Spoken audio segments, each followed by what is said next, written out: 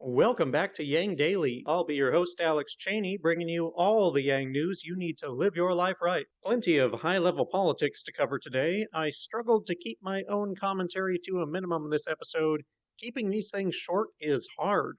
Let's dig in. Quick shout out to our Tier 3 patrons, Peter Park, Shay Meehan, and Nathan Stankowski, as well as all our other patrons. You keep us all informed and engaged. If any of you out there want to join these advocates of humanity first and independent journalism, head on over to patreon.com/YangDaily. It would only take a couple of bucks a month from each listener to keep this podcast and community going and growing into the future.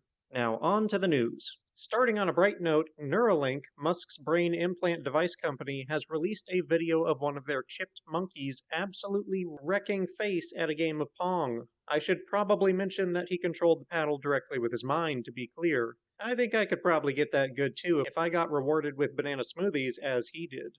Biden, following through on a campaign promise, has initiated a bipartisan commission for a 180-day study of adding seats to the Supreme Court and setting term limits for justices. Both measures were part of Yang's presidential policy as well, with the intent to keep the courts more balanced and keep the appointment process more consistent. It's even more important with the current extreme imbalance on the court. We've all seen how partisan tribalism radicalizes people. A partisan court, especially the highest court in the land, is a danger to the Constitution. It's unclear whether Biden supports these measures or how much effect the committee's recommendations will have.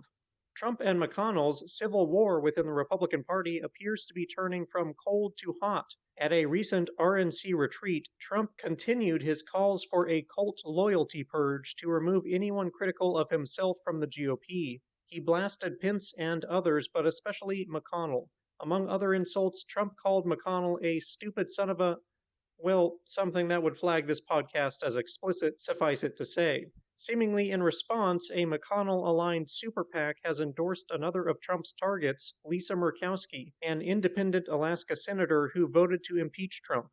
Which way the party ultimately breaks will determine whether it holds true to some conservative or patriotic values or completes its transformation into the authoritarian cult of Trump. Trump, unsurprisingly, also repeated undiminished his empirically false claims of voter fraud and a rigged election, suggesting that he will continue to be an enemy of democracy for the foreseeable future. At the same time, McConnell and the Kentucky GOP appear to be planning contingencies in the case that McConnell doesn't fulfill his full term through 2027.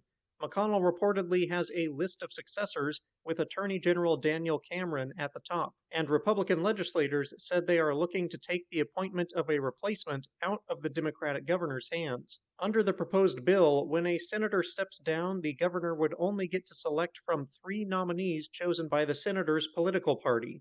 A better question is why either the governor or the party get to choose the replacement in a democracy. Hold a snap election for a replacement until a more normal election can be held. If the state used ranked choice, score, or approval voting, they could even just appoint the runner-up from the previous election. Now this, put together a nice video on the history of the filibuster that might be useful. I appreciate that it opens up by saying that the claims of some that the filibuster is the essence of the Senate or was intended by the founders is straight up BS. We've touched on this before. The founders explicitly did not have a filibuster. A simple majority could end debate and bring a bill to vote. And they did it that way because they didn't want exactly what's happening now, which is an obstructionist weapon allowing the minority party to cripple the legislative branch.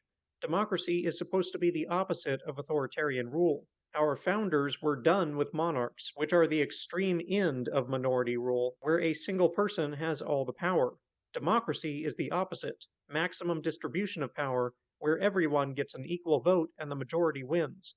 That doesn't work if the minority can simply veto when they lose. That just blows the whole thing up and nothing gets done.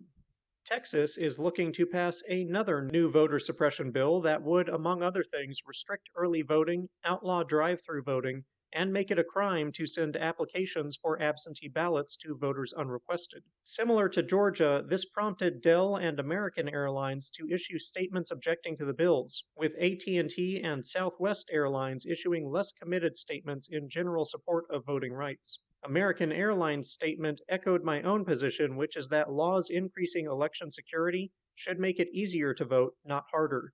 It's also worth repeating that every empirical investigation, including that of Texas's own Attorney General office, have all found that the widespread voter fraud these laws claim to combat is a myth.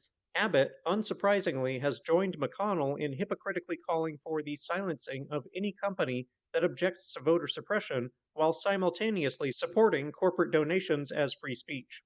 The House Ethics Committee is opening an official investigation into Republican U.S. House Representative Matt Gaetz regarding sexual misconduct, illicit drug use, sharing nude images on the House floor, misusing identification records and campaign funds, and accepting bribes. We'll see how it turns out.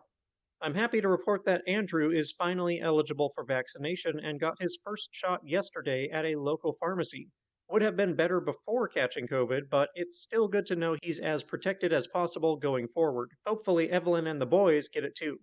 And finally, the North American Basic Income Guarantee Congress is hosting their first high school UBI essay contest in the US and Canada. It comes with a $300 cash prize and invitation to present at the NA Big Congress, where the prize will be awarded. The essays will respond to this question: should your country have a UBI? Why or why not?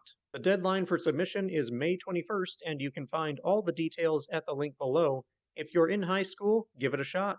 If you know anyone who is, let them know.